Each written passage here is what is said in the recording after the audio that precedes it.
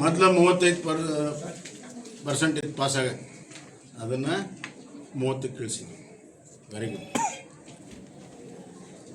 ಯಾಕೆ ಇಳಿಸಿದ್ರು ಅಂತಂದ್ರೆ ಹಿಂದಿನ 2 ವರ್ಷದ ರಿಸಲ್ಟ್ ನೋಡ್ರಿ ನೀವು, 40% 45% ಆಗಿತ್ತು. ಮಕ್ಕಳಿಗೆ ಸರಿಯಾಗಿ ಟೀಚರ್ಸ್ ಇಲ್ಲ, ಟೀಚರ್ಸ್ ಇದು ಕಲಿಸ್ತಾ ಇಲ್ಲ. ಸ್ಟ್ಯಾಂಡರ್ಡ್ ಆಫ್ ಟೀಚಿಂಗ್ ಭಾಳ ಡೌನ್ ಆಗಿದೆ. ಅದನ್ನು ಮುಚ್ಚಿಟ್ಕೊಳ್ಳೋರು ಇವರು. ಅದನ್ನು ಟೀಚಿಂಗ್ ಚೆನ್ನಾಗಿ ಮಾಡಿ 35% ಚೆನ್ನಾಗಿ ಪಾಸ್ ಮಾಡಿಸ್ಬೇಕಿಲ್ಲೋ. ಇವರು ನೆಗೆಟಿವ್ ಮಾರ್ಕ್ಸನ್ನು ಕಮ್ಮಿ ಮಾಡಿ ಪಾಸ್ ಜಾಸ್ತಿ ಮಾಡಿಸ್ತಾರೆ. 30% ಅಷ್ಟೇ ಅಲ್ಲ, ಆಮೇಲೇನು ಇಂಟರ್ನಲ್ ಎಕ್ಸಾಮಿನೇಷನ್ನಲ್ಲಿ ಅವ್ರಿಗೆ 16 ಮಾರ್ಕ್ಸ್ ಅಂತ, 14 ಮಾರ್ಕ್ಸ್ ತೊಗೊಂಡ್ರೆ ಅವ್ನು ಪಾಸ್. ಬರೀ 100ಕ್ಕೆ 14 ತೊಗೊಂಡ್ರೆ ಅವ್ನು ಪಾಸ್ ಆಗ್ತಾನೆ. ಇಂಟರ್ನಲ್ ಶಾಲೆಗೆ ಇರ್ತೈತೆ, ಅದು ಬೋರ್ಡಿಗೆ ಇರೋದಿಲ್ಲ. ಬೋರ್ಡಿಗೆ 14-15 ಮಾರ್ಕ್ಸ್ ತೊಗೊಂಡ್ರೆ ಪಾಸ್ ಆಗ್ತಾನೆ.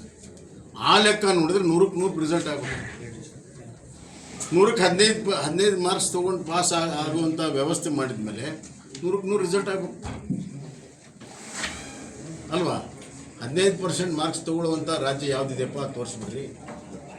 ಮತ್ತೀಗ ಅದರಾಗ ಹಿಂದಿಗೆ ಗ್ರೇಸು ಅದು ಇದು ಮಾರ್ಕ್ಸ್ ಎಲ್ಲಿಗೆ ತೊಗೊಂಡು ಹೋಗ್ತಾ ಇದ್ದೀರಿ ನೀವು ಎಜುಕೇಷನನ್ನು?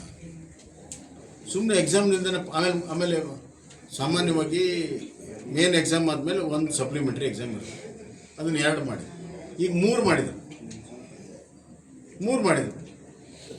ಈಗ 96% ಆಗಿ ಇನ್ನು 2 ಎಕ್ಸಾಮ್ನಲ್ಲಿ ಅವ್ರು ಹುಡುಕಿದವರು ಕೂಡ ಆರಾಮಾಗಿ ಪಾಸ್ ಆಗ್ತಾರೆ. ಆದರೆ quality of education, standard of education ಎಷ್ಟು ಡೌನ್ ಆಗುತ್ತೆ. ಈ ಅಷ್ಟು ಜನ ಮುಂದೆ ಹೋಗಿ PUCಯಲ್ಲಿ ಪಾಸ್ ಆಗೋದಿಲ್ಲ ಅವರು. ಯಾಕಂದರೆ ಅಲ್ಲಿಯ ಸ್ಟ್ಯಾಂಡರ್ಡ್ಗೆ ಇವ್ರು ತಕ್ಕಾಗಿ ಎಲ್ಲಿ ಬೇಸ್ ಬಿದ್ದಿರಲಿಲ್ಲ, ಫೌಂಡೇಶನ್ ಬಿದ್ದಿರಲಿಲ್ಲ. ಎಲ್ಲ ರಂಗದಲ್ಲೂ ರಾಜ್ಯ ಹಿಂದೆ ಹೋಗ್ತಾ ಇದೆ, ಎಜುಕೇಷನ್ ರಂಗದಲ್ಲಿ. ಸರ್, ಶಿಕ್ಷಣ ಸಚಿವ ಮಧು ಬಂಗಾರಪ್ಪ ಅವರು ದಿನಕ್ಕೊಂದೊಂದು ಹೇಳ್ತಿ ಕೊಡ್ತಾರೆ. ರಿಸಲ್ಟ್ 24 ಅಂತಾರೆ, ಇವತ್ತು ಬಿಟ್ಟರು. ಅವಾಗ 2 ದಿನ ಎಕ್ಸಾಮ್ ಇತ್ತು, ಹಿಂದಿ ಎಕ್ಸಾಮು ಗ್ರೇಡ್ ಸಿಸ್ಟಮ್ ಅಂತ ಹೇಳ್ತಾರೆ, ಓದಬೇಡ್ರಿ ಅಂತ ಹೇಳ್ತಾರೆ ಸರ್. ಈ ರೀತಿ ಹೇಳ್ತಾರೆ. ಏನು ಮಾಡೋದು? ಮತ್ತು ಮಾತೆತ್ತಿದ್ರೆ ನಾನು ಮುಖ್ಯಮಂತ್ರಿ ಕೇಳೇ ಮಾಡೀನಿ ಅಂತ ಮುಖ್ಯಮಂತ್ರಿ ಕೇಳ್ತೀನಿ ಅಂತಾರೆ. ಮುಖ್ಯಮಂತ್ರಿಗಳು ಡೈರೆಕ್ಷನ್ ಹಂಗಿರ್ಬೋದು. ವಿದ್ಯಾರ್ಥಿಗಳು ಕೂಡ ವಿದ್ಯಾರ್ಥಿಗಳು ಗೊಂದಲಾಗಿದ್ದಾರೆ. ಎಲ್ಲಕ್ಕಿಂತ ಹೆಚ್ಚಾಗಿ ಸ್ಟ್ಯಾಂಡರ್ಡ್ ಪಾಠ. ನೀವು ಮಕ್ಕಳು ಸ್ಟ್ಯಾಂಡರ್ಡ್ ಹೆಚ್ಚು ಮಾಡಿ ಪಾಸ್ ಜಾಸ್ತಿ ಮಾಡಿದ್ರೆ ಹೌದಪ್ಪ, ಒಳ್ಳೆ ಕೆಲಸ ಆಗಿದೆ.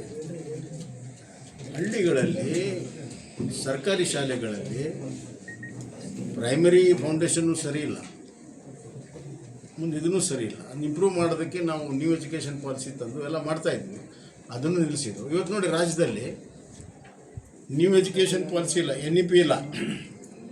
ನಾವು SEP ಮಾಡ್ತೀವಿ, SEPನೂ ಇಲ್ಲ.